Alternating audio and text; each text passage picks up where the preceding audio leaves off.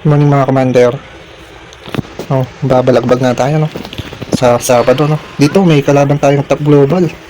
Guys, madudurog kaya natin yan. Mga batak tong mga to, no? 1-1, no? Medyo na-nerf siya kasi limited na yung gold niya. 50 gold na lang. Pero para hindi, pagka ako kasi gumagamit, walang nerf, no? Dito naglapag tayo ng Dauntless, tapos Soul Vessels. Starting lineup. Ang 1-1, guys.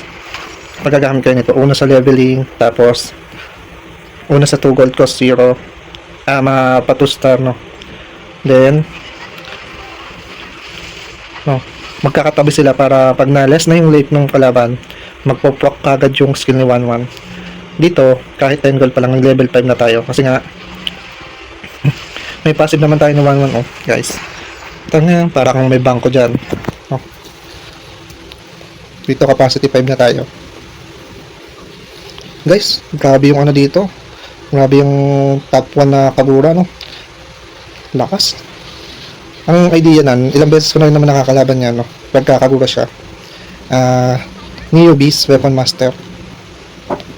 Yun yung mga nila-line up niya dyan. Especially ang core niya dyan si, si Aulus, tapos si Fredlin. Tapos, ayan, balik tayo kay 1-1, no? Dito, nag-level 6 na tayo, nakakuha tayo ng Barats. So, magiging Barats yung core natin. Pwede tayo mag-Dauntless, kaya Toy. Ayan, nakakuha tayong Esme. Kaya nilapag ko yung Mia. Oh, baga, guys, tignan nyo yung gold ko. Parang bangko. Ito nga guys, huwag kayo matataranta, no? Kahit mag low HP kayo. Ang kailangan nyo lang, kunin yung mga core heroes nyo. Nakakuha tayo dito ng Flooring. So, binuo natin yung Scavenger, Dauntless, no? Huwag kayo magmamaniligates na Dauntless Marksman. Mas maganda pa rin mag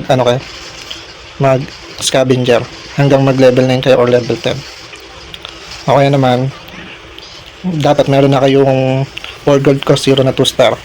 Yun nga yung goal ko lagi pagka tayo, 1-1. Tapos dito nakakuha tayong Hanabi.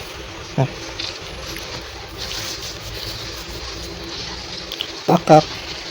Guys, ang lakas ng Mio. Tingnan nyo, 12k yung damage. Tapos Esme.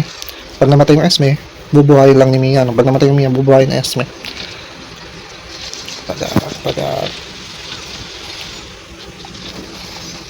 Guys, ang lakas din ng Shoyo na yan, eh. Lakas din maglaro, oh. Top Philippines Stunning. Oh. Tapos ang nakuha natin power card pala dito, guys. Purest power, the more the merrier. Ibig sabihin ng the more the merrier. Once you activated the more synergies. So ilan yung synergies na activated natin. Yun yung gold na madadagdag sa inyo every end of the game. So dito, Dauntless. Binubuo ko na yung Dauntless natin. Kasi sa ganitong level, guys, pag mag round 3-4 na, dapat buo nyo na yung Dauntless nyo. Kaya nga dito nagsisimula na tayo mag-transition, no? Yan, binuo na natin. Pinigyan tayo ng Ruby. Tapos, tinanggal na natin yung ating Scavenger. Kasi nakabuelo na tayo, guys, eh. Meron na tayong, ayan, Esme. Tapos dito nga, no.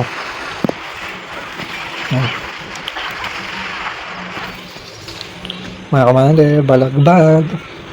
Lalakas ng mga, guys. Perfect pa yung Shoyo. Kaya lang meron tayong the more the merrier, eh. Kaya hindi ako nakakabahan dito, guys, eh. Tapos 1-1 pa.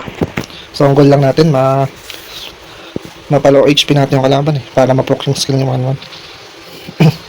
Yan, guys, balagbag na lineup din yan. Luminexus, no? KOF.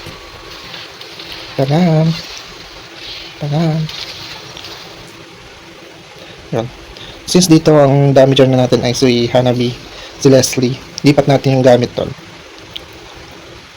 +1, capacity 10.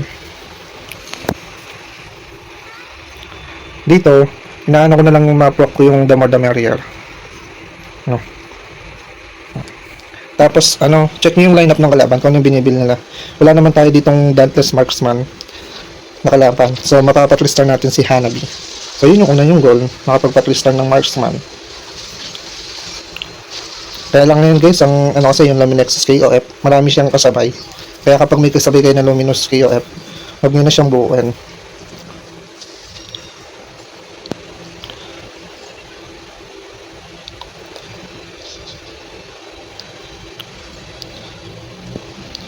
Balagbag yung mga top global sa atin guys.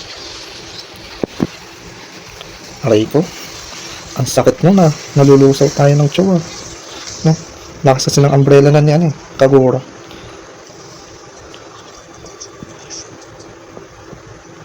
Dito, kumuha tayo ng Yusong. Kasi yan yung core heroes niya, no?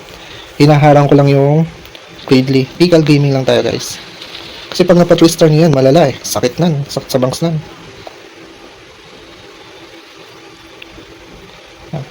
Kaya hindi ko siya binibenta, guys. Hinaharang ko lang talaga yung core heroes niya na Yusong. Ayan, no? Kaya lang, magtitwister na din dito yung ano niya, ay, hindi pa pala.